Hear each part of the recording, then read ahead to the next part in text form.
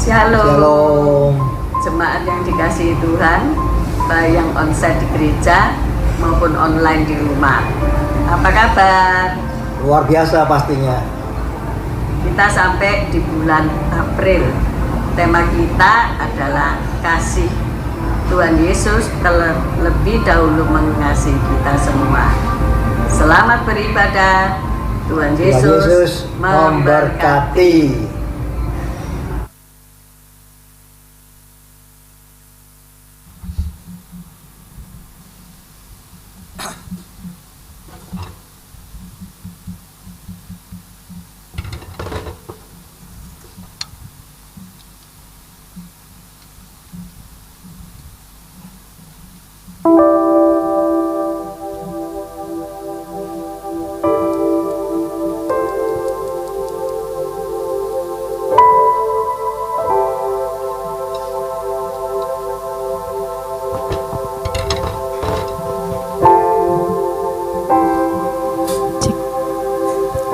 Shalom, puji nama Tuhan. Saudara berbahagia hari ini, amin. Kasih setia Tuhan melimpah di dalam hidup kita. Anugerahnya selalu baru dalam hidup kita. Mari kita menaikkan pujian syukur kita untuk kebaikan dan berkat Tuhan yang melimpah dalam hidup kita, amin.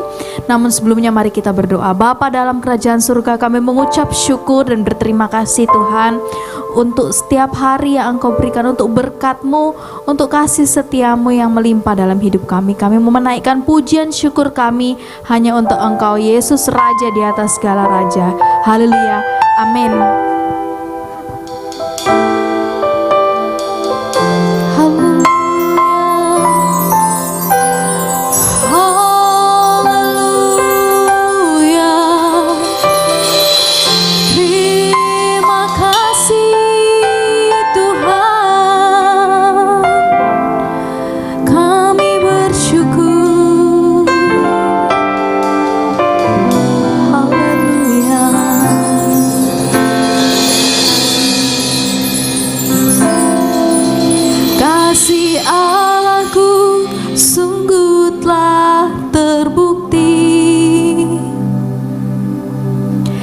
Ketika Dia serahkan anaknya,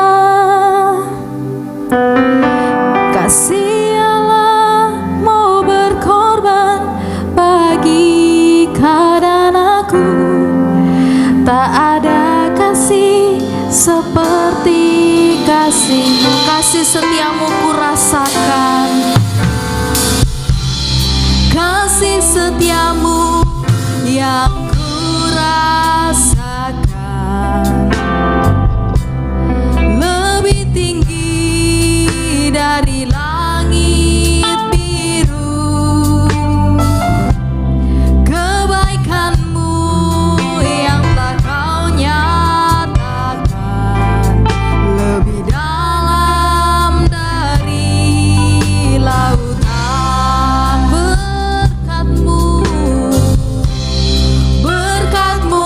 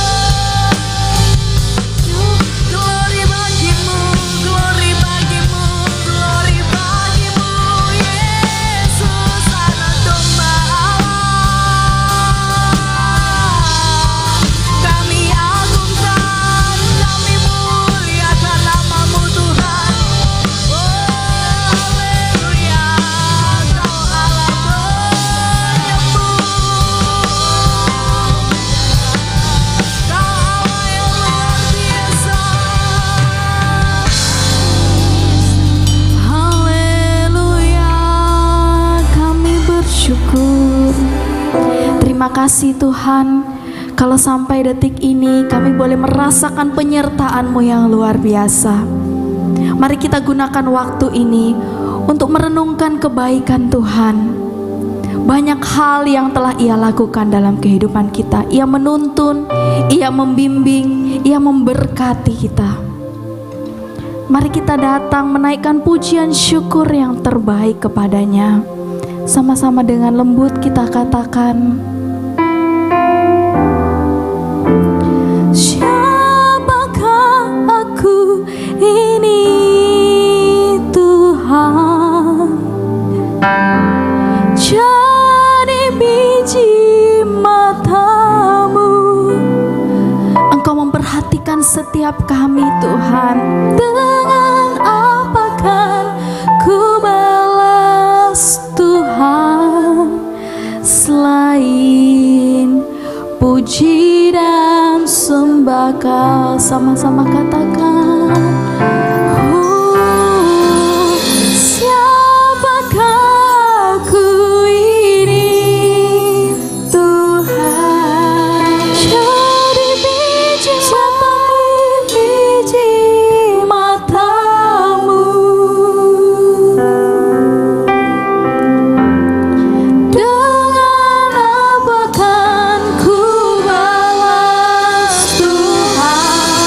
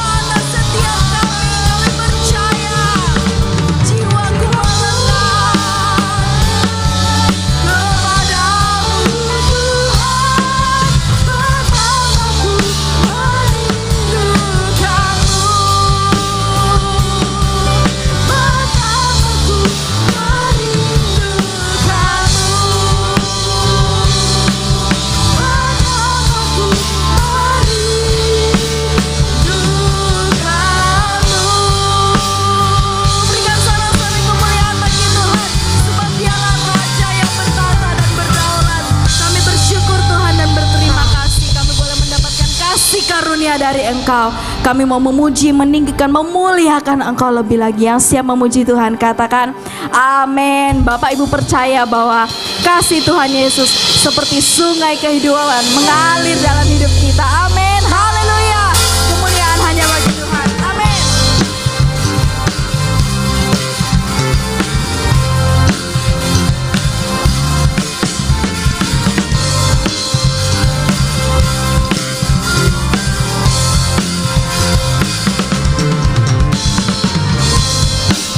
Haleluya, haleluya.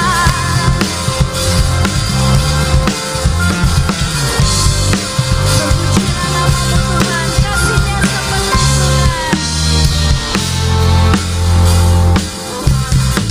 Kasih-Nya seperti sungai, kasih-Nya seperti sungai, kasih-Nya seperti sungai di hatiku, mengalir, mengalir di waktu susah, mengalir di waktu senang.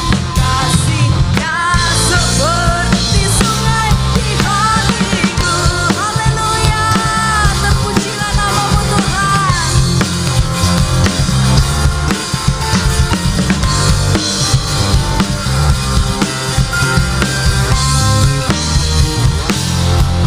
Kasih-Nya seperti sungai, kasih-Nya seperti sungai, kasih-Nya seperti sungai di hatiku,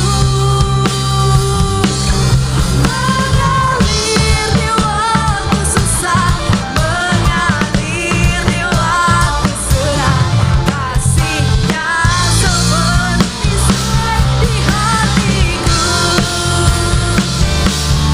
berkat-Nya seperti sungai. Mari kita tepuk tangan di atas, katakan berkat-Nya seperti sungai. Berkat-Nya seperti sungai di hatiku, mengalir di waktu susah, mengalir di waktu senang. Berkat-Nya seperti sungai di hatiku,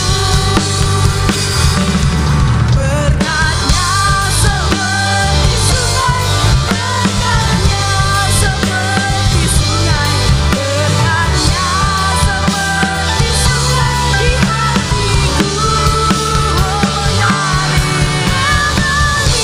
di waktu susah, mengalir di waktu senang. Berkat-Nya seperti sungai di hatiku, berkat-Nya seperti sungai di hatiku, berkat-Nya, berkat-Nya seperti sungai di hatiku. Puji nama Tuhan.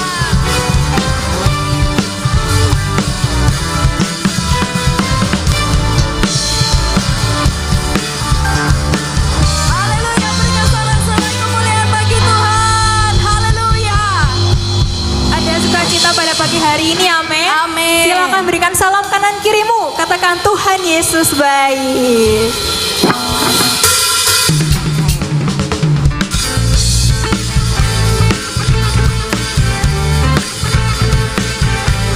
Sebab kebaikan Tuhan selalu ada dalam kehidupan saya dan saudara. Haleluya.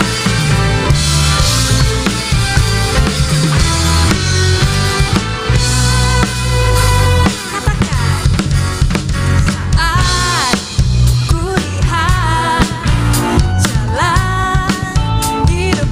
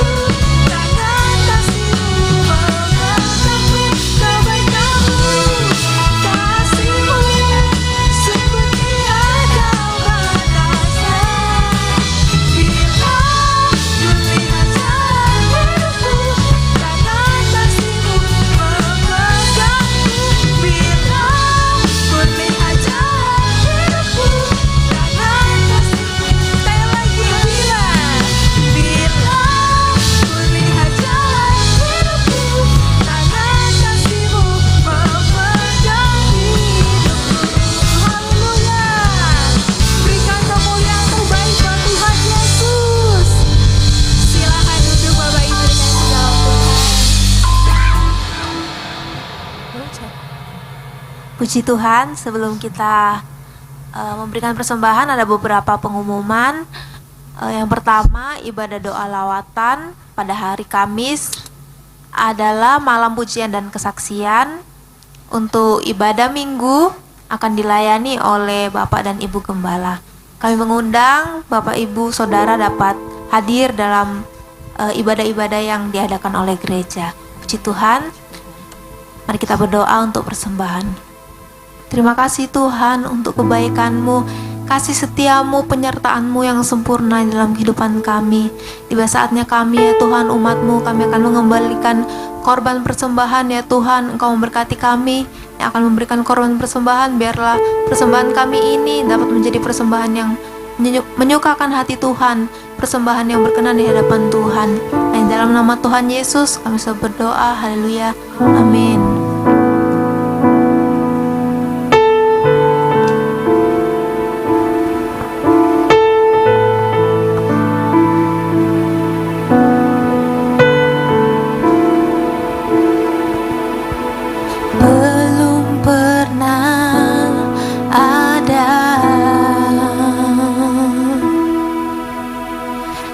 Kasih di dunia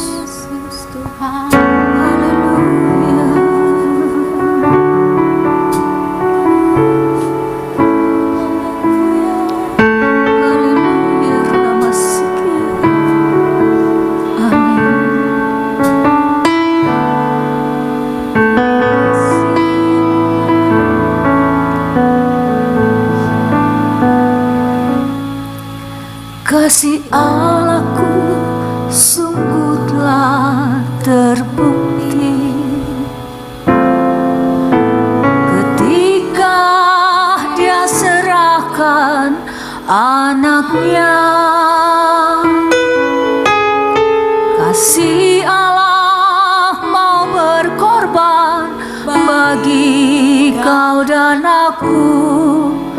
Tak ada kasih seperti kasih-Mu, kasih Allah. Kasih Allahku sungguh telah terbukti ketika Dia serahkan anaknya.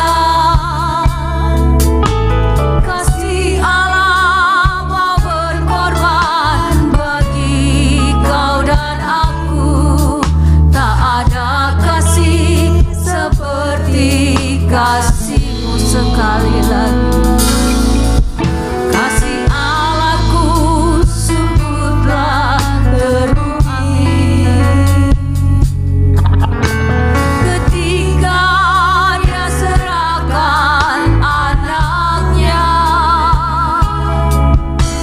Kasih Allah mau berkorban bagi kau dan aku.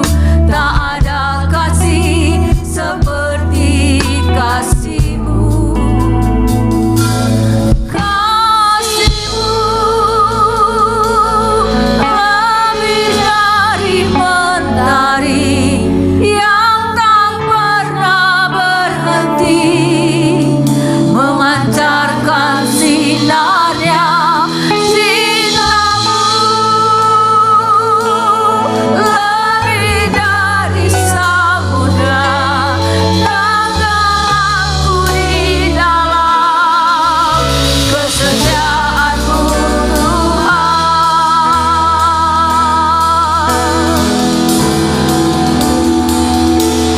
Kasih-Mu lebih dari mentari yang tak pernah berhenti, memancarkan sinarnya. Cinta-Mu lebih dari samudra, tenggelamku di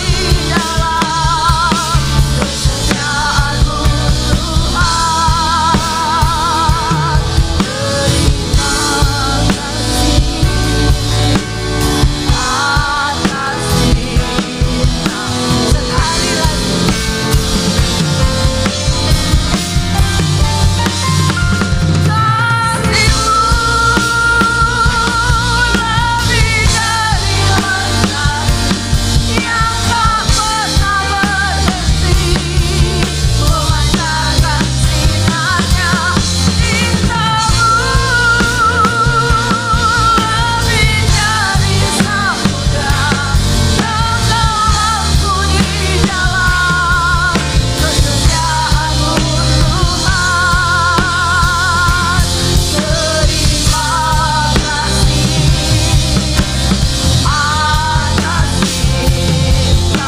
Sekali lagi katakan kasih-Mu.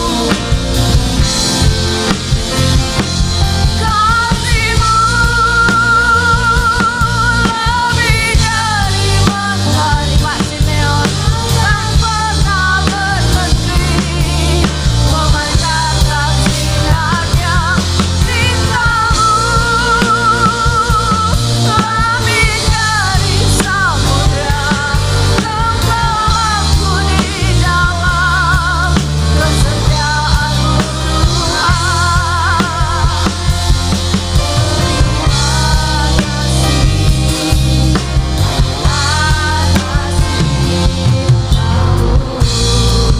Terima kasih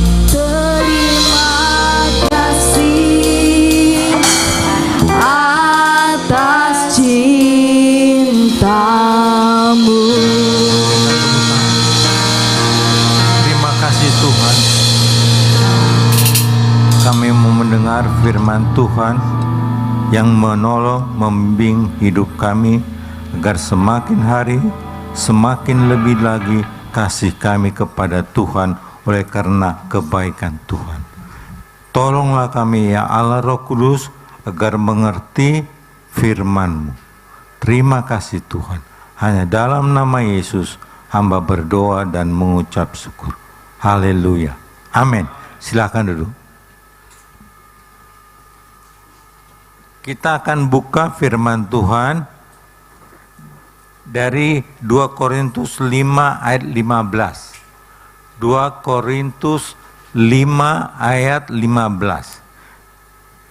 Firman Tuhan berkata, dan Kristus telah mati untuk semua orang, supaya mereka yang hidup tidak lagi hidup untuk dirinya sendiri, tetapi untuk Dia yang telah mati dan telah dibangkitkan. Saya ulangi, dan Kristus telah mati untuk semua orang, supaya mereka yang hidup tidak lagi hidup untuk dirinya sendiri, tetapi untuk Dia yang telah mati dan telah dibangkitkan.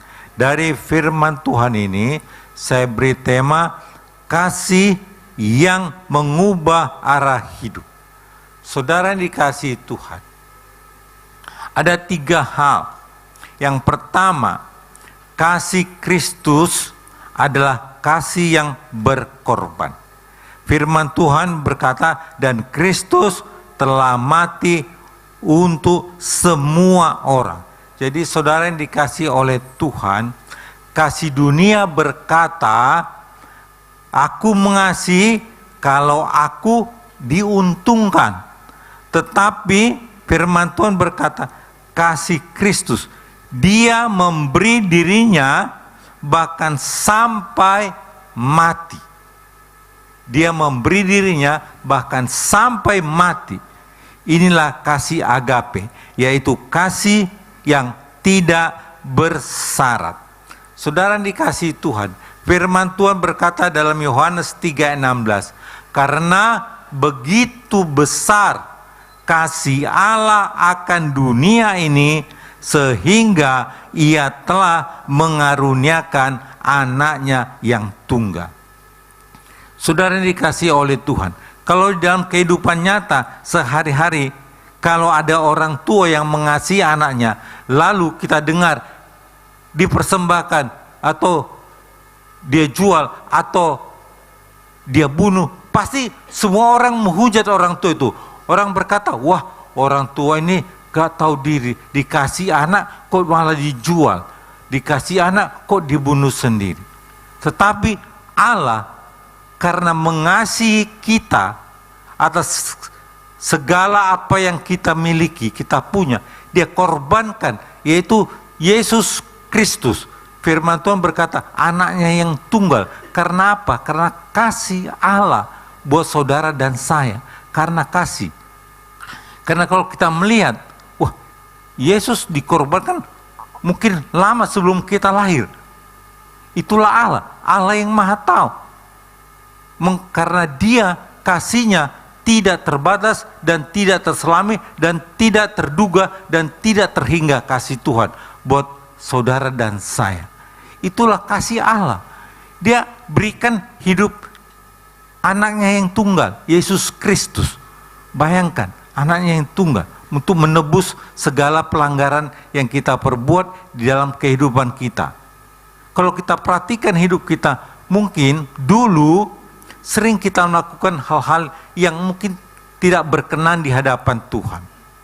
Tetapi pada waktu kita datang minta ampun, Tuhan ampuni. Dia mengasihi kita dengan caranya sehingga kita menerima Yesus sebagai Tuhan dan Juru Selamat di dalam kehidupan kita.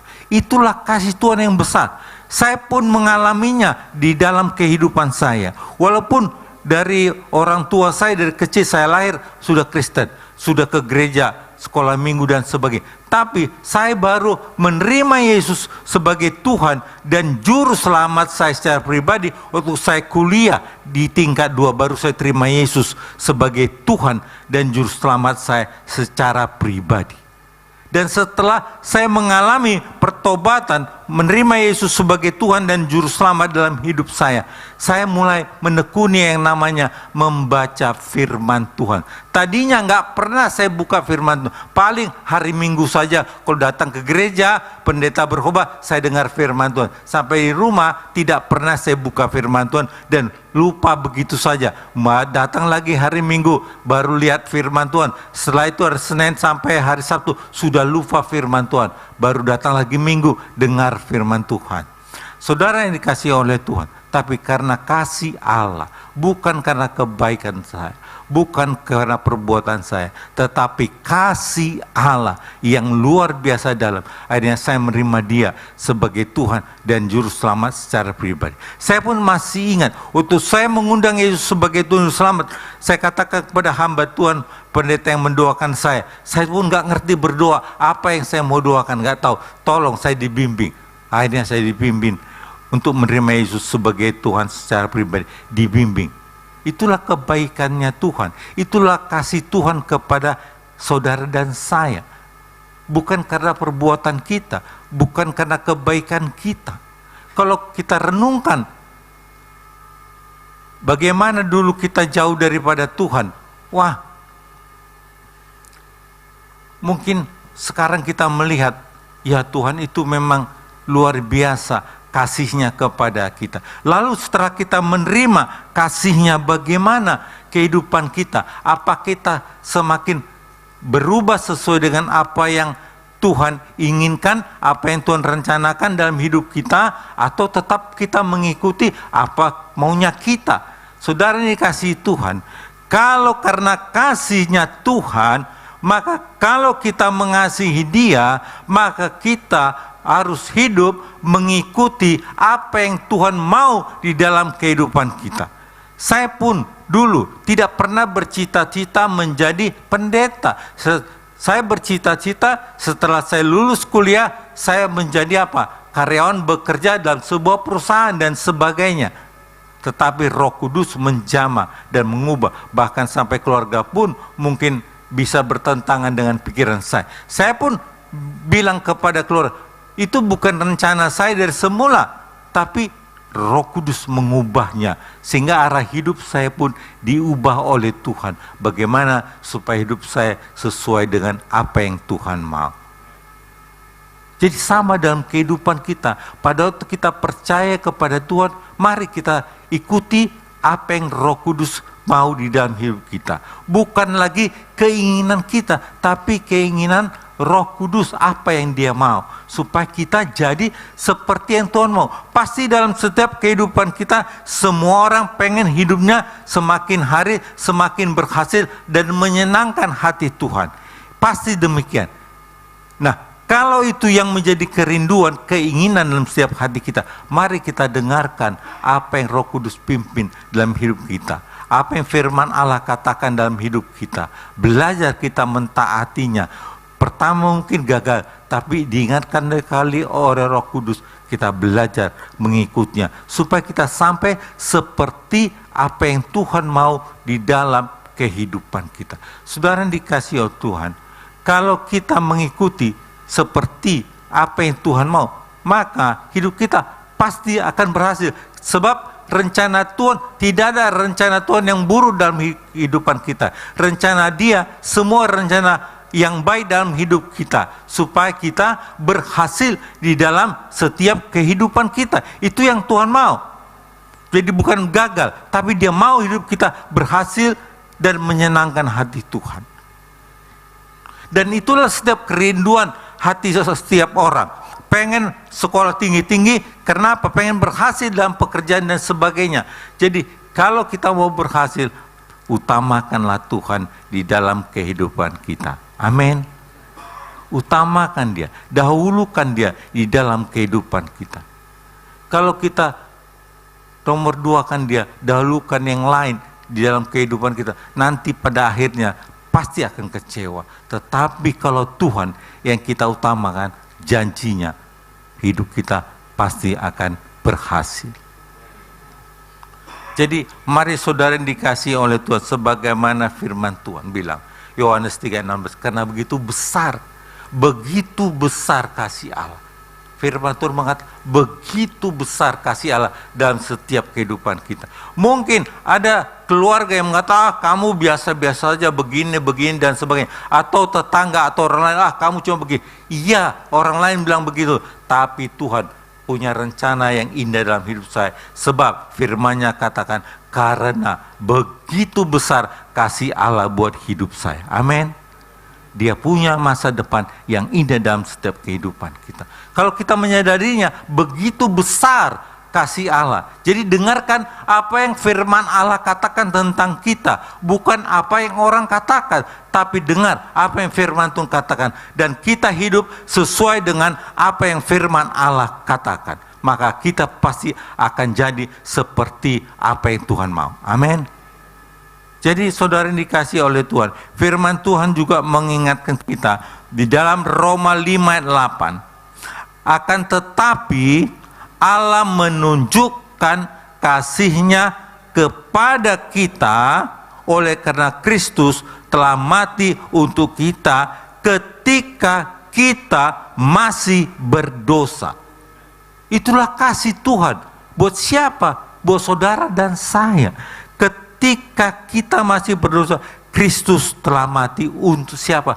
Untuk kita yang mau memilih percaya kepada Dia.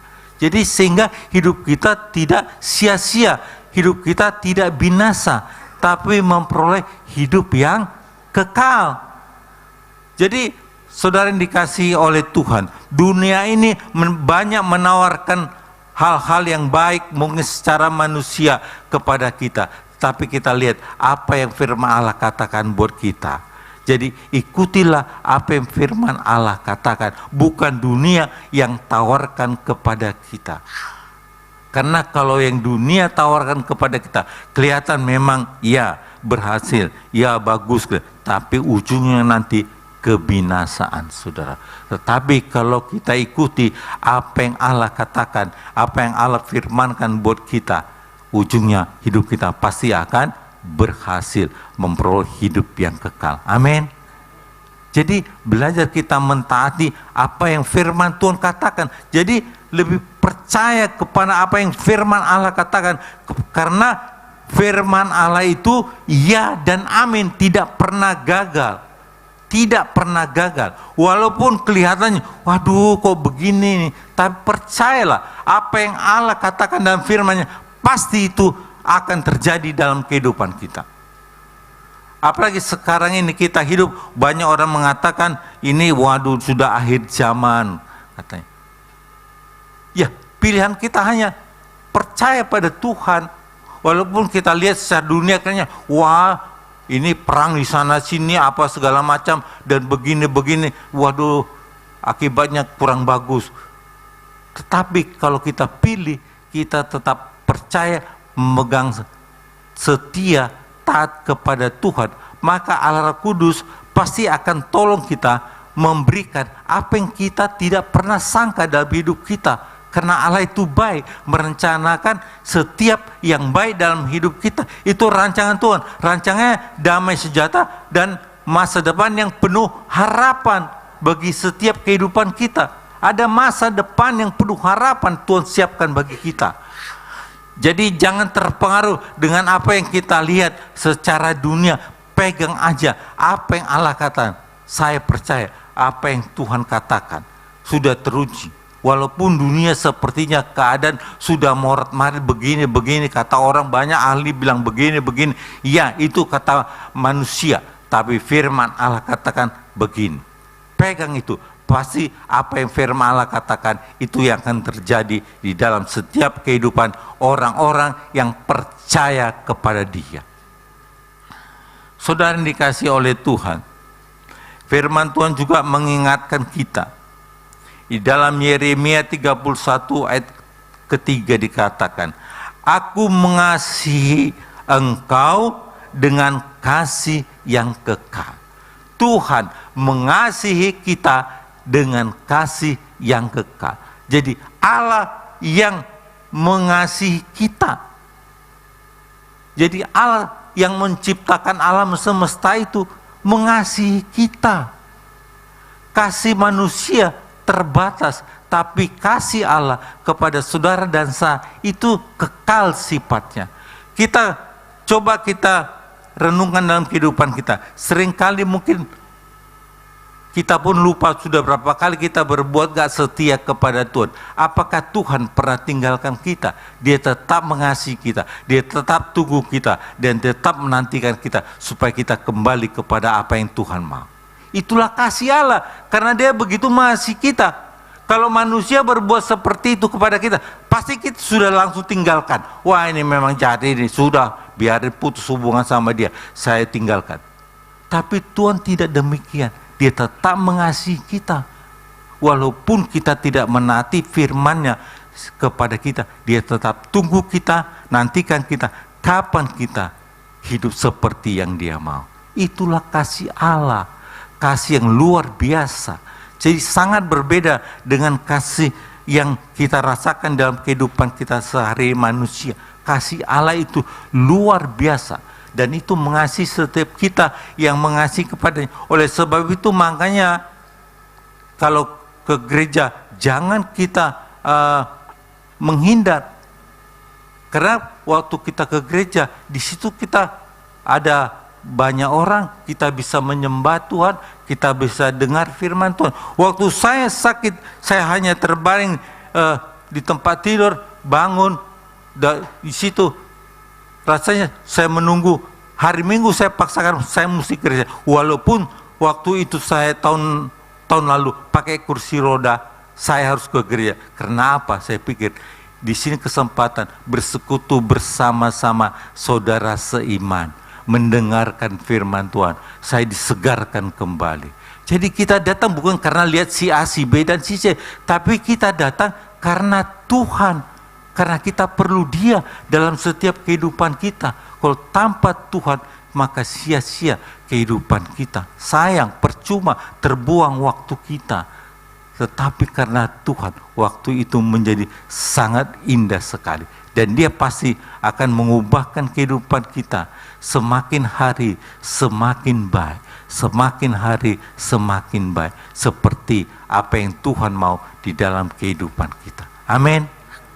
Oleh sebab itu saudara dikasihi oleh Tuhan, itulah kasih Allah yang begitu sangat besar di dalam kehidupan kita, begitu sangat besar. Mungkin bisa jadi manusia, orang-orang yang kenal kita berkata, udah apa istilah bahasanya, bokot ya. Udah bosan, saya udah tahu saya si A, si B, si C. Dia pasti begitu ya, dulu begitu. Nah, itu kita manusia. Tapi Allah gak pernah bokot sama kita. Dia tetap menunggu kita supaya kita hidup seperti apa yang Dia mau. Amin. Itu yang saya alami. Ya Tuhan itu begitu baik, begitu menanti bagaimana supaya saya bisa hidup seperti apa yang Dia mau. Itulah Tuhan. Oleh sebab itu, saudara yang dikasihi Tuhan, apapun masalah yang terjadi dalam hidup kita, jangan pernah berpikir meninggalkan Tuhan. Tuhan itu sangat-sangat baik. Sangat-sangat baik. Sangat peduli dalam setiap kehidupan kita.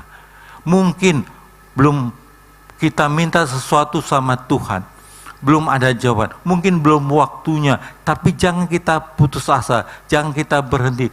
Terus berharap kepada Tuhan, terus minta kepada Tuhan. Kenapa? Firman-Nya bilang, mintalah maka kamu akan menerima.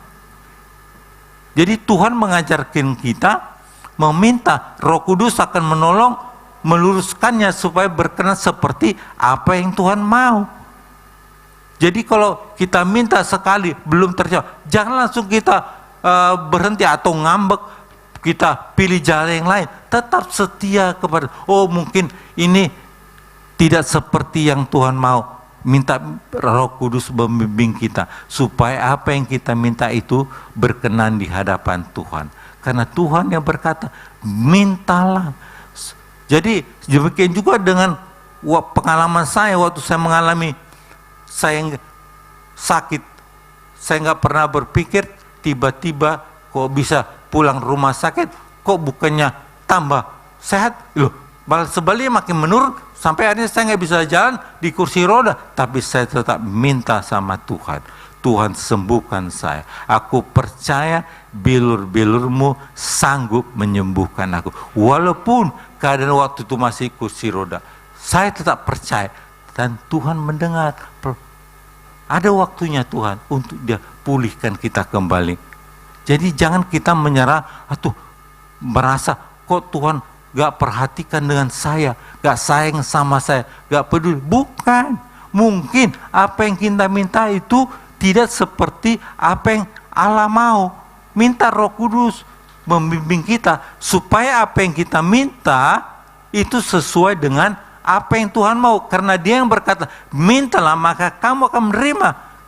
Tuhan yang berbicara, mintalah katanya.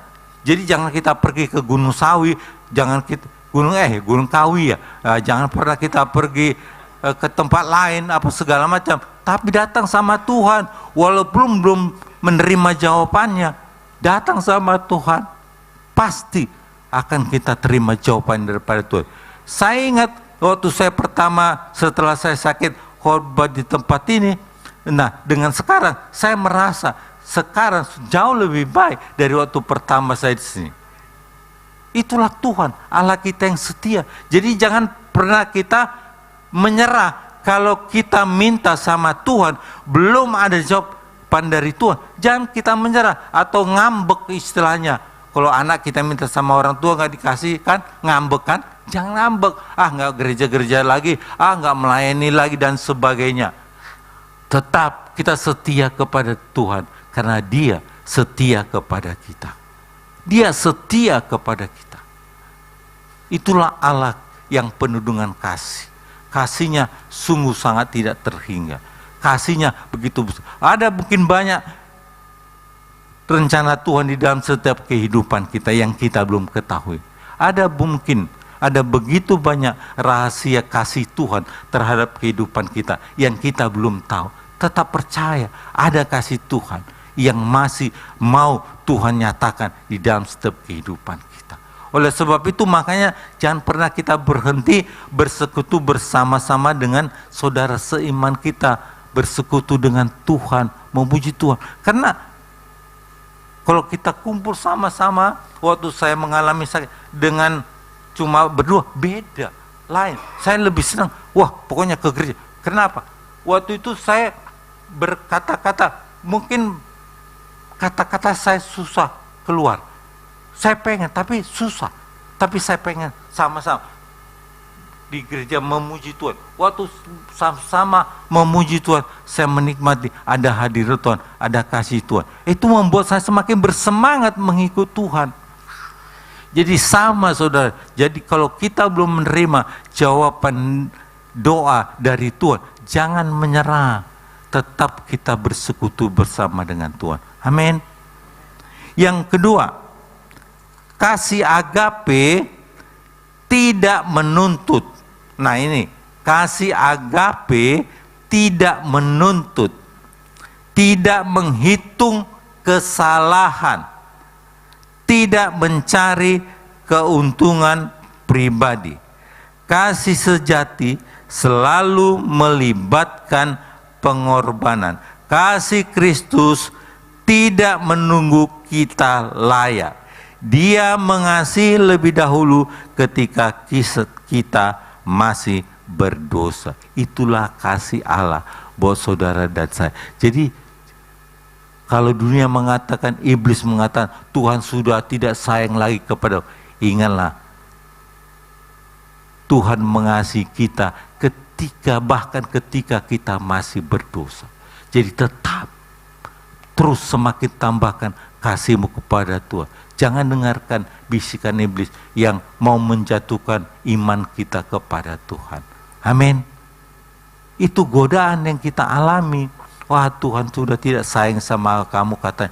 Percuma kamu ke gereja. Jangan mau dengarkan itu bisikan-bisikan dari si iblis. Tapi dengarkanlah apa yang Allah katakan. Firman Tuhan katakan kepadamu. Itu pasti benar. pasti terjadi di dalam hidupmu. Itulah kasih Kristus yang begitu sangat luar biasa di dalam setiap kehidupan kita yang berharap kepada Dia. Sangat besar kasih Kristus. Saya akan bacakan ada kesaksian daripada dia, namanya Santo Maximilian Kolbe, orang Jerman. Adalah seorang orang Polandia. Adalah seorang biarawan Polandia yang dimasukkan ke kamp konsentrasi Nazi di Auschwitz, Polandia. Ia mengajukan diri untuk dihukum mati, menggantikan temannya, bukan temannya, orang lain yang namanya Francis Gacowicz. Saat itu Francis Gacowicz dihukum mati. Ia menangis karena ia memiliki seorang istri dan anak. Maka Maximilian mengajukan diri untuk menggantikan Francis, dan ia dihukum mati menggantikan Francis. Francis Gajownicz bukanlah saudara atau sahabat bagi Maximilian. Ia adalah orang asing yang tidak dikenal. Tetapi Maximilian mau berkorban menggantikan dirinya. Itulah yang dilakukan Kristus bagi kita. Luar biasa. Waktu saya membaca kesaksian Maximilian ini, iya, seperti Kristus buat kita. Dia tidak berbuat salah, tapi dia mau berkorban. Buat siapa? Buat orang yang hendak dihukum mati. Karena dia mengasihi. Itulah yang terjadi dalam hidup kita. Jadi, saudara yang dikasihi oleh Tuhan, kita belajar mengasihi orang-orang yang ada di sekitar kita, yang mungkin belum mengalami kebaikan Tuhan. Dengan kita belajar mentransfer kasih Kristus kepada kita, kepada tetangga kita, kita berharap suatu hari dia menerima Yesus sebagai Tuhan dan Juru Selamat di dalam hidupnya. Ini, saya masih ingat, saya pun percaya Yesus karena ada yang mengajak saya untuk menerima dia sebagai Tuhan Juru Selamat, kepada ikut persekutuan doa. Karena pada zaman itu saya nggak pernah ikut gitu-gitu. Waktu ada persekutuan doa, tepuk tangan, saya lihat aneh ya orang ini kok. Karena di gereja saya yang lama nggak ada tepuk tangan, biasa aja. Saya heran, kok orang ini nyanyi tepuk tangan, saya diam aja. Tapi akhirnya saya didoakan oleh Pak Pendeta menjadi Yesus, menerima Yesus sebagai Tuhan dan Juru Selamat saya pribadi. Waktu saya terima Yesus, mulai dari situ Tuhan mengubahkan kehidupan saya supaya saya berjalan seperti apa yang Tuhan mau. Maka yang lama saya tinggalkan. Teman-teman saya yang lama yang belum percaya Yesus, saya tinggalkan. Sebab apa? Kalau saya tetap bergaul sama mereka, bisa-bisa saya juga akan kembali lagi kepada kehidupan yang lama. Tapi saya tinggalkan. Saya mulai bergaul dengan teman-teman yang baru di dalam Tuhan. Nah, akhirnya Tuhan buka jalan, Tuhan tambah-tambahkan. Itulah rencana Tuhan yang indah dalam hidup kita, yang indah. Jadi kalau kita sudah menerima Yesus sebagai Tuhan dan Selamat, hati-hati dalam pergaulan kita. Hati-hati, kita harus selektif, harus tahu mana yang baik, mana yang tidak. Oh, kalau kita tahu sore ini hidupnya kayak ini, lebih bagus kita coba kenal dia, kita menghindar, jangan bergaul sama dia. Kenapa? Kalau kita dekat sama yang kita tahu dia belum percaya Yesus, lama-lama nanti kita bisa terpengaruh dengan pola pikir. Kenapa? Kata-katanya kan pasti berbeda dengan kita, berbeda dengan apa yang firman Tuhan katakan. Supaya apa? Iman kita jangan goyah di dalam hidup ini. Supaya apa? Kita jangan terpengaruh dengan hal-hal yang negatif di dalam hidup ini. Tapi kita bergaul erat dengan orang-orang yang percaya kepada Yesus. Supaya apa? Kita menjadi lebih baik, menjadi tahu, oh ini yang Tuhan mau saya lakukan dalam hidup saya. Maka kita kan menjadi, firman Tuhan katakan, kan apa? Kan firman Tuhan katakan serupa dengan Kristus, itu kan janji Tuhan kan? Kan arahnya ke sana. Makin hari diubahkan, oh makin indah, makin indah. Yang lama kita tinggalkan, yang baru seperti sifat Tuhan Yesus semakin nyata di dalam perkataan, perbuatan, dan pikiran kita. Jadi oleh sebab itu, kalau kita sudah ada di dalam Kristus, ciptaan baru, hati-hati dalam pergaulan. Karena pergaulan itu sangat berpengaruh. Kalau pergaulan kita yang sama-sama baik ciptaan baru, kita pun dibawa ke arah yang lurus, yang benar. Tapi kalau bergaul dengan orang yang belum, kita nanti akan ikut penyimpang ke kiri atau ke kanan. Jadi pilih yang benar dalam hidup ini. Supaya apa? Hidup kita ini semakin menyenangkan hati Tuhan. Itulah kerinduan Tuhan buat setiap kita, supaya hidup kita ini menyenangkan hati Tuhan. Yang kedua, kasih Kristus mengubah arah hidup kita. Kasih Kristus mengubah arah hidup kita, supaya mereka yang hidup tidak hidup untuk dirinya sendiri. Itu firman Tuhan tadi katakan dalam 2 Korintus 5 ayat 15b. Supaya mereka yang hidup tidak hidup untuk dirinya sendiri. Firman Tuhan ingatkan dalam Galatia 2 ayat 20. Namun aku hidup, tetapi bukan lagi aku sendiri, melainkan Kristus yang hidup di dalam aku. Jadi firman Tuhan mengingatkan kita, aku hidup bukannya aku lagi, tapi Kristus yang hidup di dalam aku.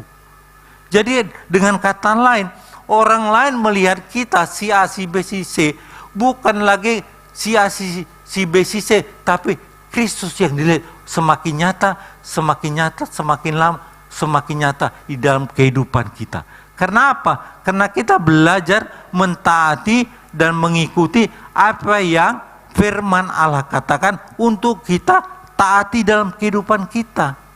Tetapi kalau kita bilang Kristus hidup dalamku, tapi kita gak mentaati firman-Nya, kita ikuti apa yang dunia katakan, maka tidak akan terjadi apa? Maka akan orang akan menilai kita, percuma ini orang pembohong, walaupun dia bilang seperti itu, ternyata dia ikutin apa yang dunia katakan. Begini orang dunia buat, dia ikutin. Padahal firman Allah bilang tidak boleh seperti itu. Nah, akhirnya apa? Bukan yang baik yang kita terima, malah yang buruk. Maka orang akan mencap kita jadi pembohong. Oleh sebab itu, makanya sangat penting dalam hidup kita belajar hiduplah seperti apa yang Kristus katakan kepada kita. Belajar. Pertama mungkin gagal, kedua gagal, jangan menyerah, bangkit terus, belajar, minta Roh Kudus tolong supaya kita ketiga kali berhasil seperti apa yang firman Tuhan katakan. Karena itu pasti mendatangkan kebaikan buat setiap kehidupan kita. Jadi di dalam hidup ini, berdasarkan pengalaman saya dalam konseling, ada orang yang bisa langsung berhasil melakukan apa yang firman Tuhan katakan, tapi ada yang berulang-ulang kali baru berhasil. Jadi jangan kita menyerah. Kalau kita lakukan apa firman Tuhan kata, loh kok ini belum terjadi? Jangan berhenti, jangan menyerah. Terus pasti akan terjadi di dalam setiap kehidupan kita. Karena apa? Karena Allah mengasihi kita. Allah mengasihi kita. Ingat, Allah mengasihi kita. Jadi jangan ada pikiran kita, kalau kita nggak berhasil, kok ini belum terjadi, berarti Tuhan nggak mengasihi kita. Nggak ada itu. Allah mengasihi kita. Perlu waktu, perlu sabar mungkin. Ada waktunya Tuhan. Pasti akan terjadi dalam kehidupan kita. Amin. Allah itu baik, nggak pernah merancangkan yang tidak baik dalam setiap kehidupan kita yang percaya kepadanya. Allah itu baik. Dia tidak punya rancangan tidak baik. Allah itu sangat baik. Firman Tuhan mengingatkan dalam Roma 12 ayat 1. Supaya kamu mempersembahkan tubuhmu sebagai persembahan yang hidup, yang kudus, dan yang berkenan kepada Allah. Itu adalah ibadahmu yang sejati. Persembahkan tubuh kita ini kepada Tuhan. Supaya apa? Dikatakan persembahan yang hidup yang kudus, semakin kudus. Saudara yang dikasihi Tuhan. Jadi kita belajar dan berusaha ikuti, taati apa yang firman Allah kata. Kalau dari kekuatan dari diri kita sendiri, kemauan diri sendiri, kita nanti akan kecewa. Tapi kita minta tuntunan dari Allah Roh Kudus membimbing kita supaya hidup kita ini jadi seperti apa yang Tuhan mau. Bukan apa yang kita mau, tapi apa yang Tuhan mau. Karena tubuh kita ini miliknya Tuhan, karena kita sudah dibeli, sudah dibayar lunas oleh darah Yesus. Jadi harus kita sadari, kita ingat, kita ini miliknya Tuhan, bukan miliknya diri kita sendiri, tapi miliknya Tuhan. Jadi kita ikuti apa yang firman Allah katakan, apa yang Allah Roh Kudus ajarkan dalam kehidupan kita. Mungkin si A, si B, si C berbeda-beda. Apa yang Tuhan mau berbeda-beda. Demikian juga pengalaman saya. Saya lihat, oh si A, si B, si Tuhan pakai begini. Ya itulah Tuhan kita yang ajaib. Dia pakai kita dengan berbanyak cara. Dengan banyak cara. Sesuai dengan apa yang dia mau. Oh memang kita direncanakan seperti itu. Jalanlah seperti apa yang memang Tuhan mau. Kita berjalan supaya apa? Hidup kita ini berubah jadi berkat bagi banyak orang. Jadi semua pengen jadi berkat bagi banyak orang. Tapi saya belajar mengikuti apa yang Roh Kudus katakan dalam hidup kita melalui perenungan kita akan firman Tuhan. Pasti Allah Roh Kudus akan berbicara kepada hati kita. Ini loh, oh kita jadi ngerti, oh Tuhan mau saya harus begini. Nah, kita ikutin. Bukan kata si A, si B, si C, tapi ikutin apa yang Tuhan mau. Pasti saudara sampai kepada yang baik yang Tuhan mau di dalam kehidupan kita. Kan rancangan Tuhan dalam setiap kehidupan kita tidak rancangan yang buruk, tapi rancangan Allah itu rancangan damai sejahtera. Amin. Itu rancangan Tuhan bagi kita, damai sejahtera. Yang baik, yang positif, itu yang Tuhan rencanakan bagi setiap kita yang ada di tempat ini. Itulah yang kita kejar, supaya rancangan Tuhan itu semakin nyata, semakin hari, semakin nyata dalam kehidupan kita. Dan orang lain pun bisa menyaksikan, oh disertai oleh Tuhan. Disertai oleh Tuhan. Itu yang penting saudara, supaya orang melihat. Jadi kita enggak hanya hari Minggu ke gereja supaya gitu, enggak, tapi orang lihat Yesus itu nyata hidup di dalam kita. Nyata hidup. Itu juga pergumulan pengalaman dalam hidup saya. Saya juga belajar mengikuti apa yang Roh Kudus katakan melalui firman-Nya. Si A, si B, C bilang begini, tapi saya dengarkan apa yang Roh Kudus katakan, apa yang Dia mau bagi hidupku. Karena apa yang Tuhan mau, pasti itu yang terbaik buat kehidupan kita. Itu yang terbaik. Dan Tuhan berikan itu, kita mampu kalau kita mau mentaatinya.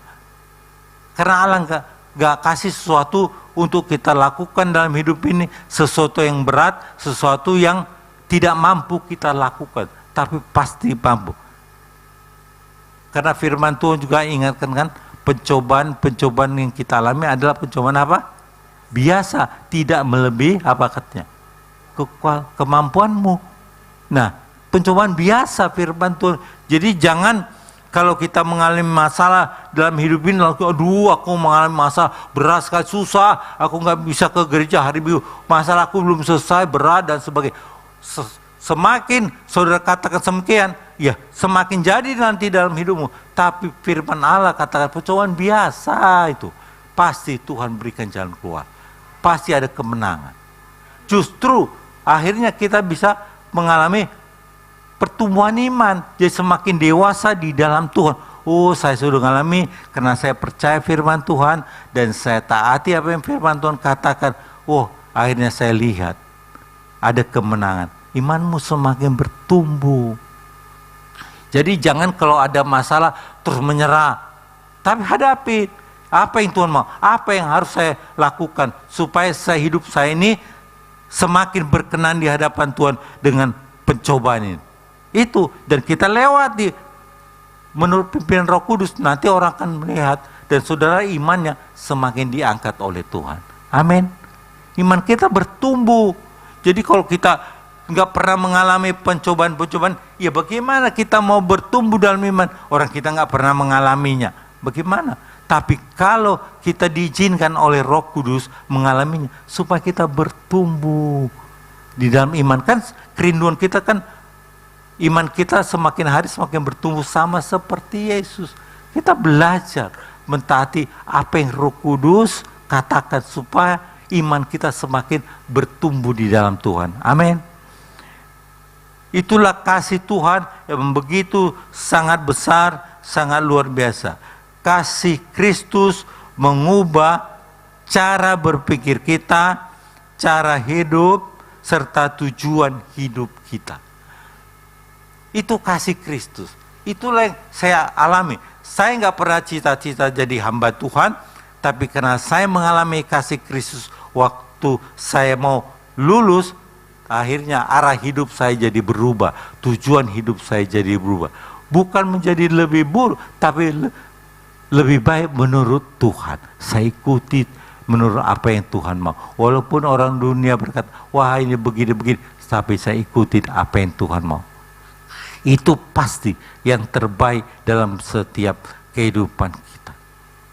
Makanya saya dulu nggak pernah bercita-cita, wah saya mau ke Kalimantan, saya mau ke Gorontalo, saya dulu namanya Papua, dulu ke Irian Jaya kan, saya mau ke Irian Jaya, sekarang kan namanya Papua, saya mau ke sini, nggak pernah ada pikiran saya, cita-cita saya seperti itu. Tapi waktu saya mengiring Yesus, Tuhan bawa sana. Untuk apa? Bukan jalan-jalan, tapi untuk memberitakan Injil. Akhirnya tempat yang gak pernah saya bayangkan, gak pernah saya pikirkan, Tuhan bawa ke tempat itu. Itu apa? Hanya satu, memberitakan kasih Kristus. Saudara yang dikasihi Tuhan, demikian juga Tuhan dalam setiap kehidupan kita. Tuhan pasti punya rencana yang baik dalam setiap kehidupan kita. Punya rencana yang indah dalam setiap kehidupan kita. Oleh sebab itu belajarlah taat mengikuti apa yang Roh Kudus katakan melalui firman-Nya. Mungkin Bapak Ibu setiap pagi renungan pagi, apa yang firman Allah katakan di dalam renungan pagi itu, belajarlah mentaatinya. Taati, pasti kita akan sampai. Mungkin saudara juga bingung, kok bisa ya? Kok bisa begini ya? Itulah pekerjaan Tuhan yang luar biasa di dalam kehidupan kita, yang kita nggak pernah pikirkan dan bayangkan, tapi Allah lakukan. Karena apa?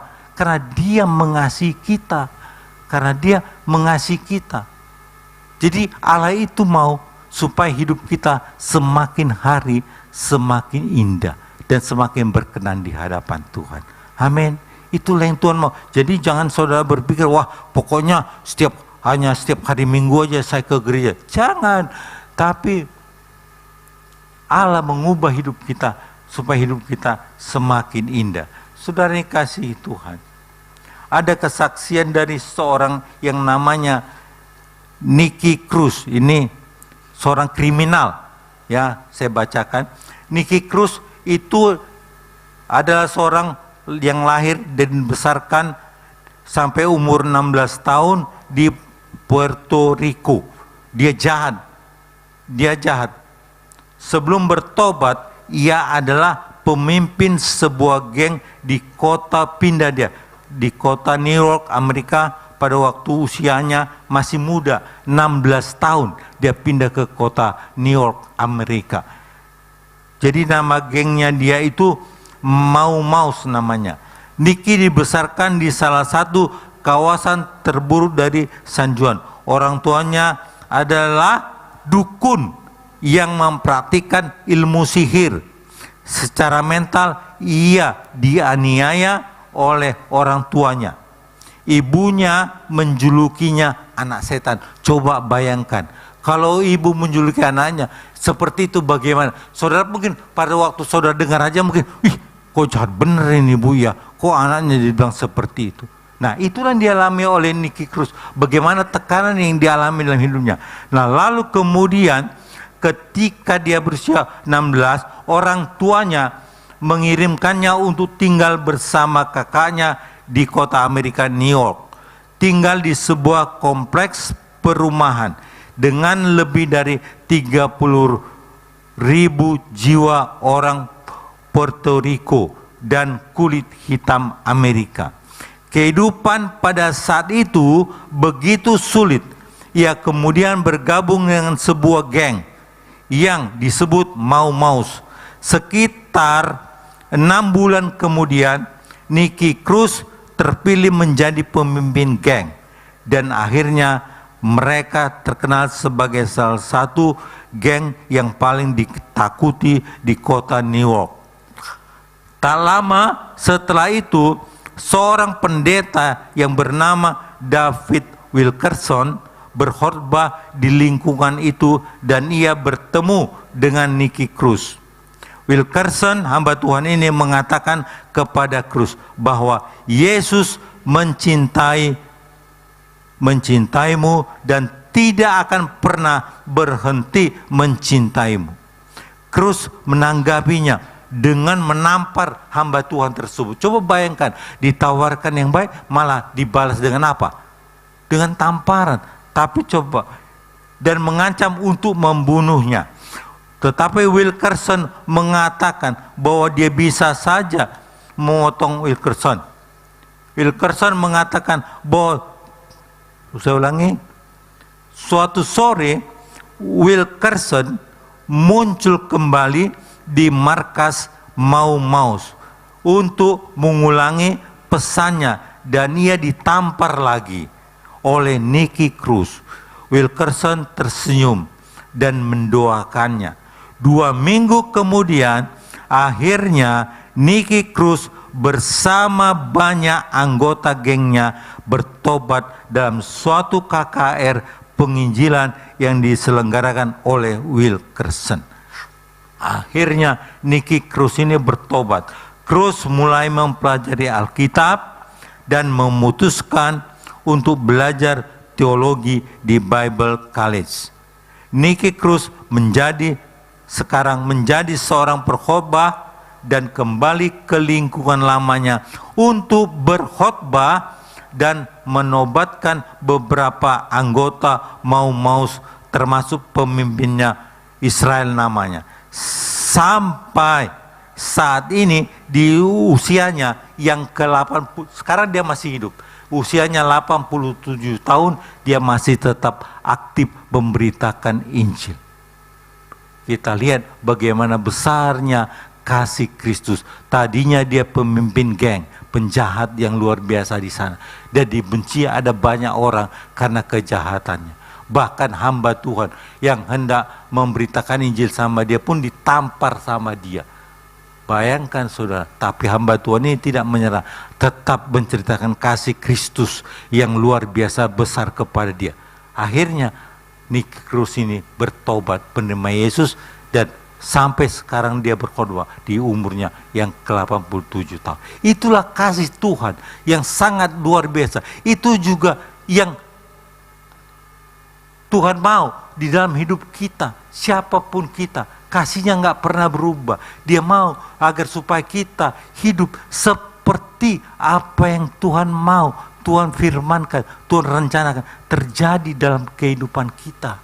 Allah itu nggak pernah punya rancangan yang tidak baik dalam setiap kehidupan kita. Dia adalah Allah yang sejati, Allah yang penuh kasih sejati. Dan dia sanggup mengubahkan jalan kehidupan kita. Sama seperti yang karena kasih Allah, hidup saya bisa berubah. Yang tadinya saya bercita-cita setelah lulus mau bekerja, mau begini, tapi Tuhan ubahkan jalan hidup saya. Itulah kasih Tuhan dalam setiap kehidupan kita. Dia bisa ubah arah kehidupan kita. Kasih sejati mengubah jalan hidup seseorang. Dari seorang kriminal yang kejam menjadi penginjil bagi Kristus, serta memenangkan banyak jiwa bagi Kristus. Itulah kasih Allah yang luar biasa dalam kehidupan kita. Kasih Allah yang luar biasa. Tadi ya begitu jahat, tapi sekarang dia berubah menjadi dipakai oleh Tuhan mengubahkan banyak jiwa menjadi pengikut Yesus. Dan itu juga Tuhan bisa lakukan dalam hidup kita. Yang tadinya mungkin kita nggak dikenal orang, oh mungkin orang bilang, oh si ini dulu begini. Tapi setelah kita menerima Yesus, Tuhan bisa ubahkan, bawa orang datang ke gereja supaya menjadi pengikut Yesus. Hidupnya diampuni dari segala pelanggarannya. Tapi sekarang dia taat menjadi murid Kristus. Amin.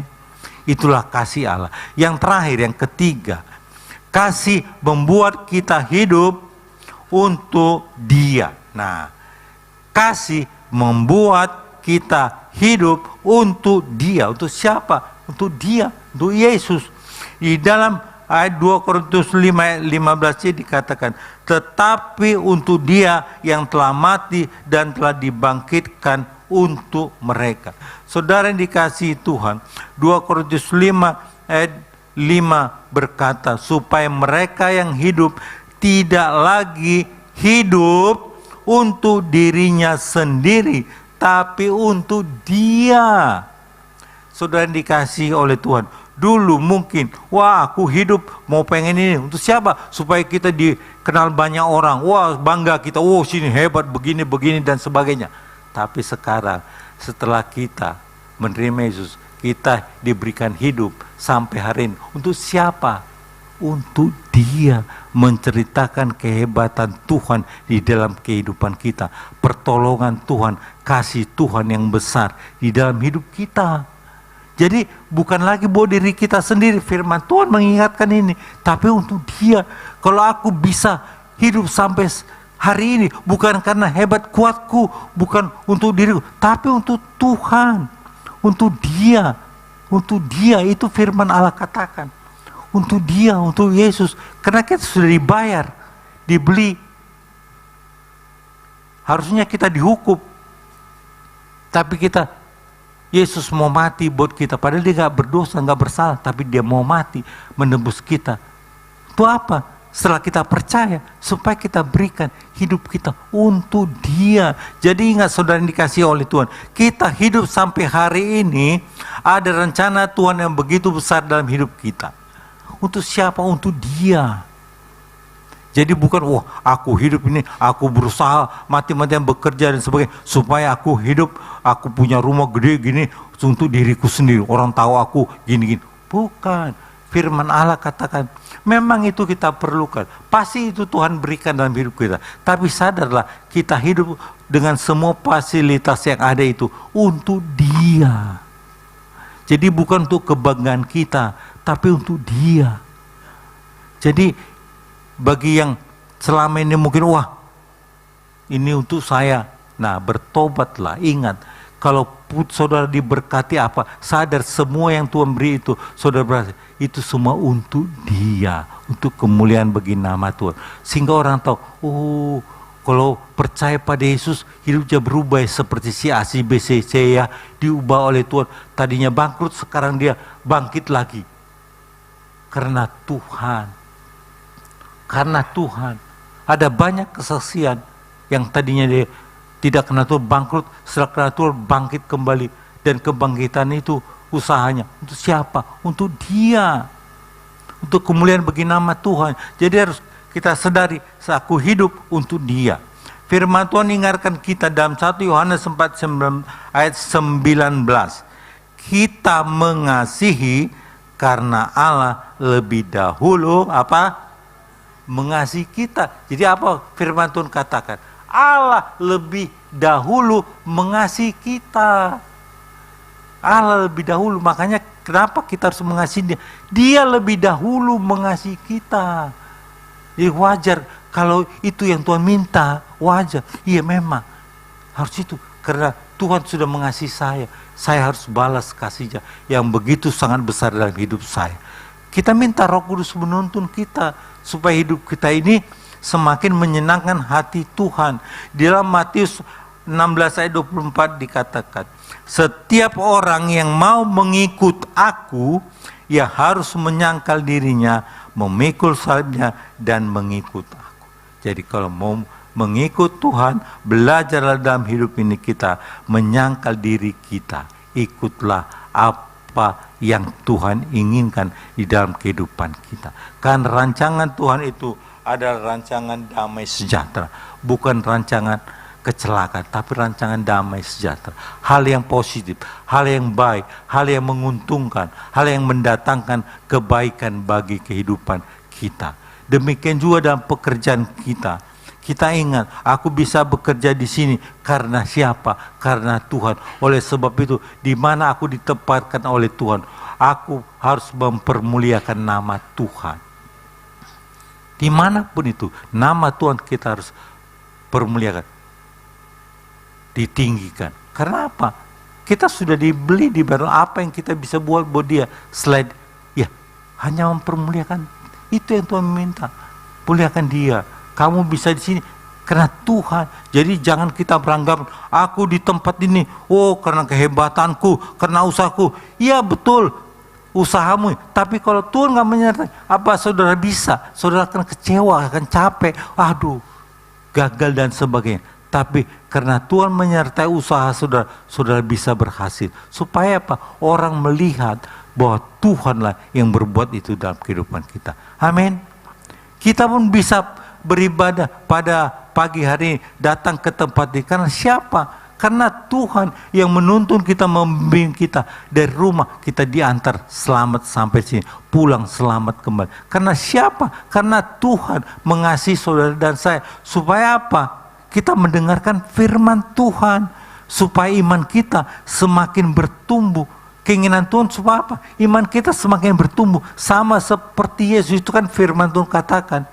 Sama seperti Yesus. Bahkan firman Tuhan menjanjikan kita melakukan lebih besar lagi katanya daripada apa yang Yesus pernah perbuat selama dia 3,5 tahun hidup di muka bumi. Itu janji Tuhan. Dan setiap janji Tuhan pada waktunya Allah pasti akan digenapi dalam setiap kehidupan orang yang berharap kepada dia. Amin. Jadi Tuhan sangat mengasihi kita. Biarlah kasih kita kepada dia hari lepas hari semakin bertambah. Semakin bertambah. Karena kita melihat kebaikan Tuhan. Amin. Amin. Mari silakan bangkit berdiri.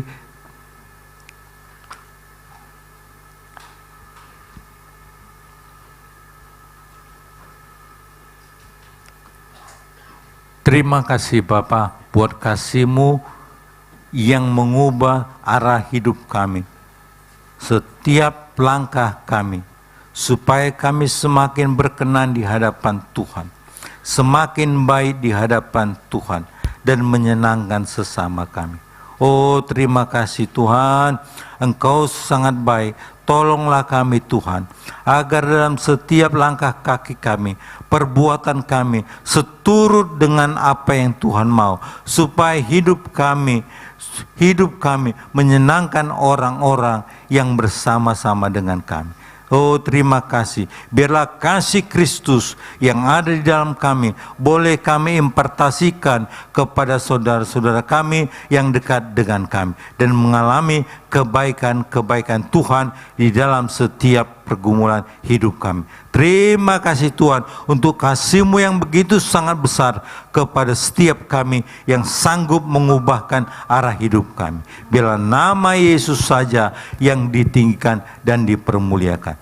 Dalam nama Yesus hamba berdoa dan bersyukur. Haleluya. Amin.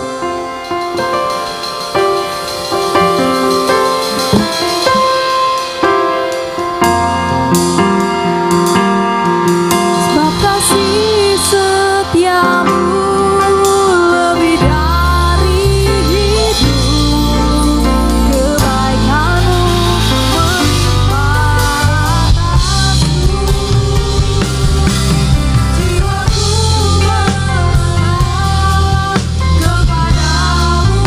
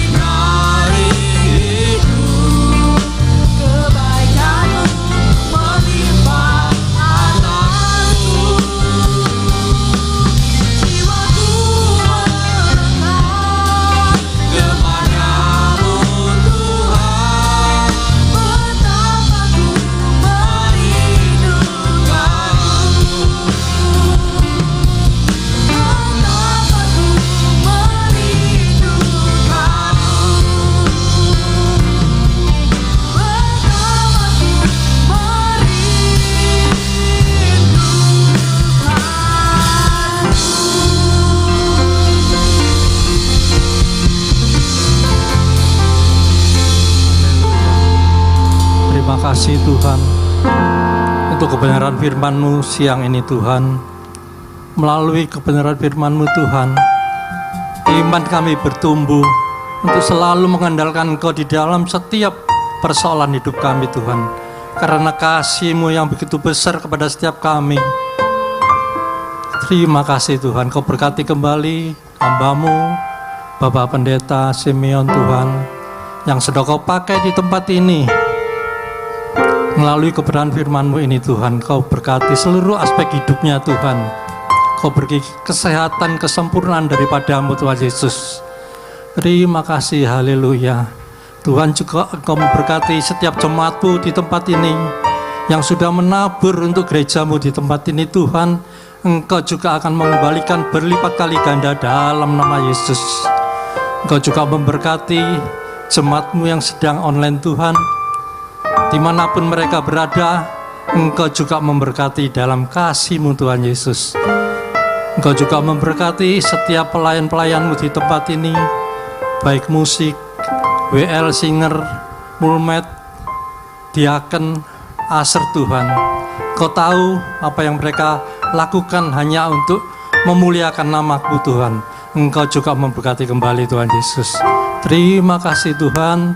Kalau sebentar kami berpisah, pulang ke rumah masing-masing, kami percaya kasih-Mu Tuhan yang akan melingkupi kami sampai tiba di rumah dengan selamat, tidak kekurangan apapun dalam nama Yesus. Mari saudara, kita akan menerima berkat Tuhan. Kita mengangkat tangan kita. Ya lalala masiki lala masih. Ya lalala masiki lala. Tuhan memberkati engkau. Amin. Tuhan melindungi engkau. Amin. Tuhan menyinari wajahnya kepadamu dan memberi engkau kasih karunia. Amin. Tuhan menghadapkan wajahnya kepadamu, memberi engkau damai sejahtera. Pulanglah, bawalah seluruh berkat, kasih, sukacita, damai sejahtera dari Allah Bapa, Putra, dan Roh Kudus di dalam nama Tuhan Yesus. Mulai siang ini sampai selama-lamanya. Yang sudah menerima berkat Tuhan, mari kita sama-sama katakan amin. Tuhan Yesus memberkati. Selamat siang, Tuhan Yesus.